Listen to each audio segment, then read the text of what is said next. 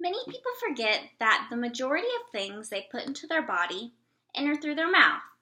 So, good oral hygiene can, in some situations, be a life or death situation. Until I started dental hygiene school, I never realized that by taking care of my mouth, I'm in return taking care of my whole body. Today you'll learn the different ways that dental hygiene can affect your overall health by keeping the bad stuff out and making sure you're able to get and keep the good stuff in.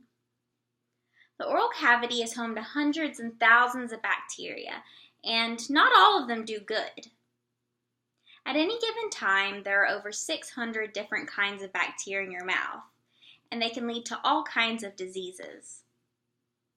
Some bacteria can cause minor illnesses such as strep throat, but in more serious situations can cause life-threatening illnesses such as bacterial endocarditis. History of that is the reason a lot of people have to be pre-medded before they're able to get their teeth cleaned in a dental office. It can also cause complications in people with type 1 and type 2 diabetes and complications in pregnancy, such as pregnancy gingivitis and the ability to cause preterm births. These bacteria can invade the tissues and also cause infection in your mouth, which can spread and possibly lead to infection in the brain, which could lead to death. Because of this, it is important to disrupt and brush out the bacteria that lives in the small corners of your mouth before it can multiply and become more harmful.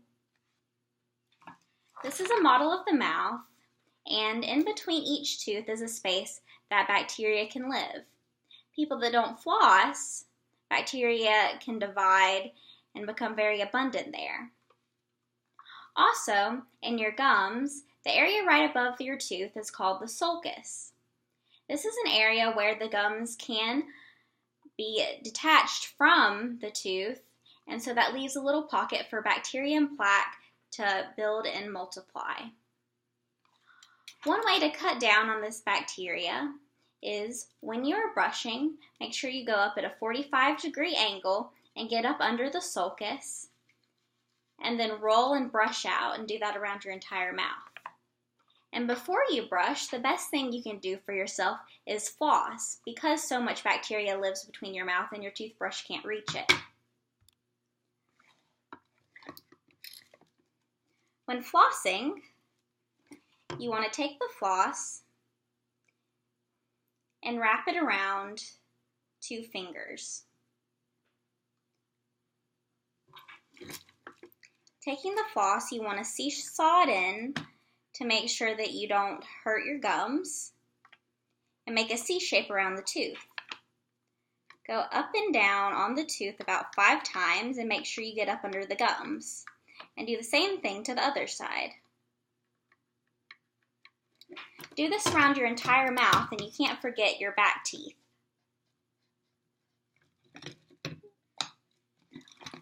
Because of this, when you go back to floss and then finish flossing and brush, you're able to take all that bacteria that you disrupted from in between the teeth, and you're able to brush it out of your mouth.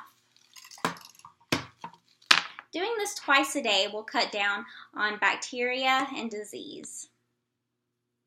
Neglecting oral health can also cause tooth mobility and loss.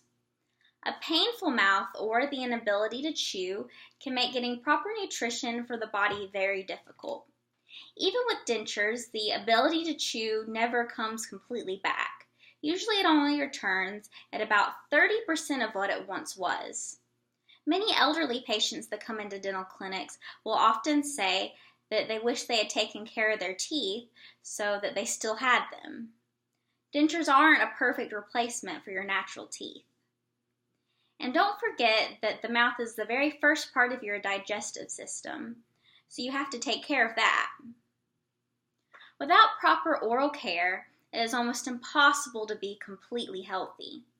Next time you're feeling ill or have a resolution just to be healthy, keep in mind that you have to take care of your mouth as well.